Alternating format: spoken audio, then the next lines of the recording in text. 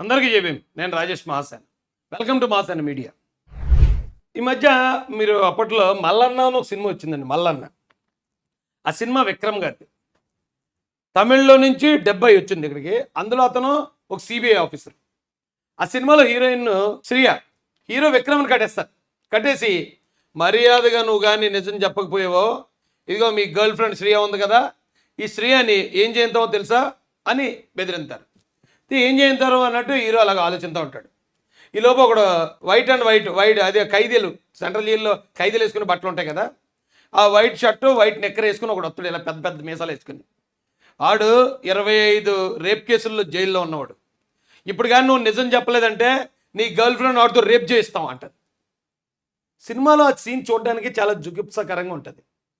అరే, ఒకరితో నిజం చెప్పించడానికి, ఒక నిజాయితీ పరుని హింసించడానికి వాళ్ళు గర్ల్ ఫ్రెండ్ అంటే ఆల్మోస్ట్ అదే కదా హీరోయిన్ వేరే వాడితో రేప్ చేయిస్తాం అంటారు. సేమ్ అక్కడ సినిమాలో అయితే విలనిజం ఓకే, సినిమా అయిపోయి మర్చిపోతాం. ఇక్కడ సాక్షి టీవీ అంటే సాక్షి టీవీకి ఎండి ఎవరండి? మా భారతోదినమే కదా. భారతోదినమ్మ కూడా అలాంటి ప్రయత్నం చేసిందేమో అనిపించిందండి నాకు ఇది చూశాక. ఎందుకంటే వీడు బూతులు తిట్టడంలో స్పెషలిస్ట్. అంటే పవన్ కళ్యాణ్ గారి చిన్న చిన్న పిల్లల్ని, కూతుర్ని రోడ్డు మీద తీసుకొచ్చి రేప్ చేస్తా అన్న ఒక పశువు కన్నా హీనమైన వ్యక్తిడు. కేవలం ఎదుటోళ్ళ ఇంట్లో ఆడవాళ్ళని గలీజ్గా తిట్టించాలన్నప్పుడు మాత్రమే వైసీపీని సీన్లోకి తీసుకొస్తుంది.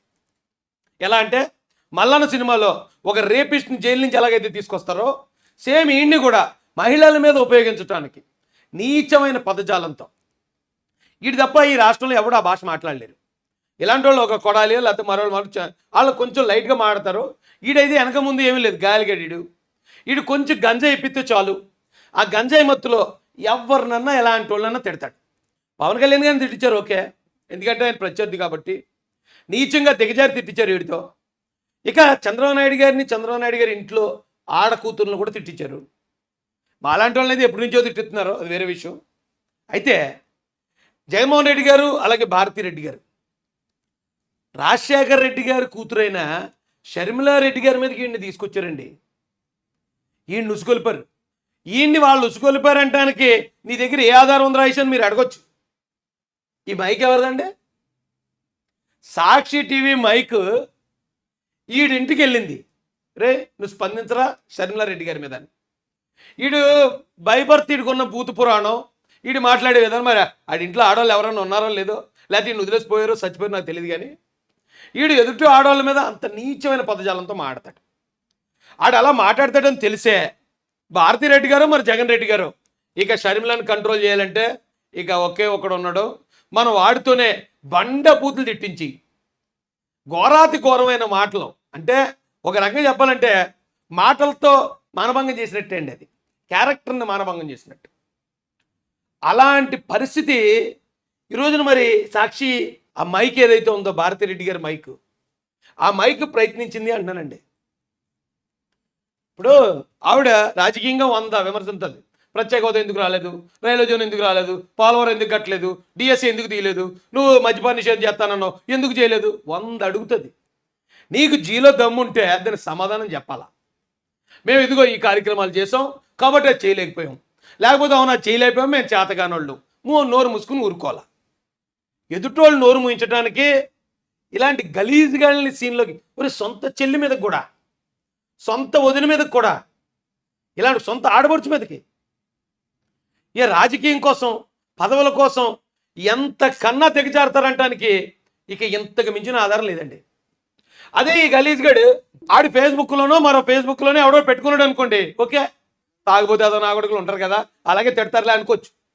కానీ ఆడింటికి సాక్షి మీడియా వాళ్ళకి ఫోన్ వచ్చి అర్జెంటుగా పలానా ఎండి గారు పలానా ఇంటికి వెళ్ళమన్నారు అనగానే ఆడు మైక్ తీసుకుని అందులో కెమెరా పెట్టుకుని ఈ కెమెరా మైక్ వేసుకుని బండి స్టార్ట్ చేసి అక్కడి నుంచి ఈడింటికి కొంపకెళ్ళి ఏమండే మీరు అర్జెంటుగా షర్మిల మంది తిట్టాలి, మమ్మల్ని పైనుంచి మాకు హెడ్ ఆఫీస్ నుంచి ఫోన్ వచ్చింది అర్జెంటుగా మీరు తిట్టండి అని పెట్టారు నోటి దగ్గర.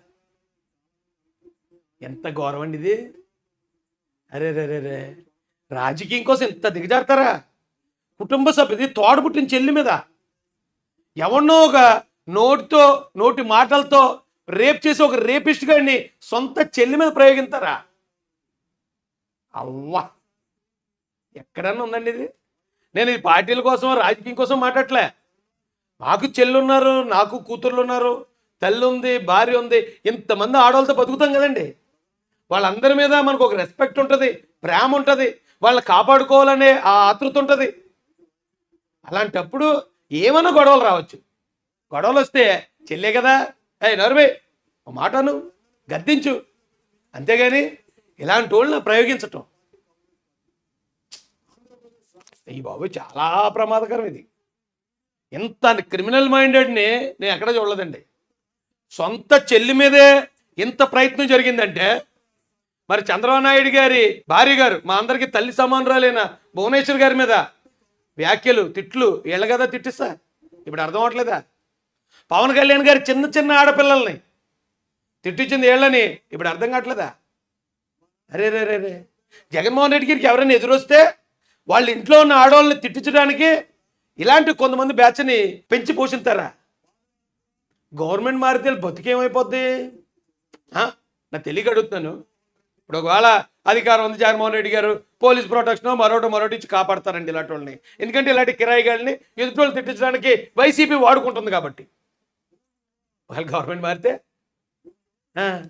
తిట్టిన వాళ్ళు మళ్ళీ ఎలాంటి వాళ్ళు తిట్టించారు? చంద్రబాబు నాయుడు గారిని ముఖ్యమంత్రి, పవన్ కళ్యాణ్ గారిని ఆల్మోస్ట్ ఈ ఆంధ్రప్రదేశ్లో అధికారంలో షేర్ పంచుకునే వాళ్ళని. అలాంటి వాళ్ళ ఇంట్లో ఆడవాళ్ళని తిట్టి మరి మీరు ఎలాగా బ్రతికి బిస్కెట్లు తిందాం అనుకుంటున్నారా? నేనైతే ఇది చాలా హార్ట్ఫుల్గా నాకు ఏదోలా ఉందండి ఈ టాపిక్ మాట్లాడుతుంటే. ఒక సాక్షి మైకెళ్ళి ఆ నోటి దగ్గర పెట్టి షర్మిల మీద స్పందించు అన్నారంటే ఆడు ఎంత నీచంగా మాట్లాడి ఉంటాడండి. అలాంటి జగన్ రెడ్డి గారిని ఇంకా కొంతమంది వెనకేసుకొస్తున్నారు. ఆ జగన్ రెడ్డి గారు మంచోళ్ళు అంటున్నారంటే మరి అమ్మ మిమ్మల్ని మ్యూజియంలో పెట్టాలరా బాబా. మరి దేనికి ఆశించి మీరు అన్నారు నాకు తెలియదు, కానీ మ్యూజియంలో పెట్టాలి. ఇంత నిస్సిగ్గుగా ఇంత దిగజారు రాజకీయాలు చేస్తున్న వ్యక్తుల్ని మనం ఇంకా వెనకేసుకొస్తున్నాం అంటే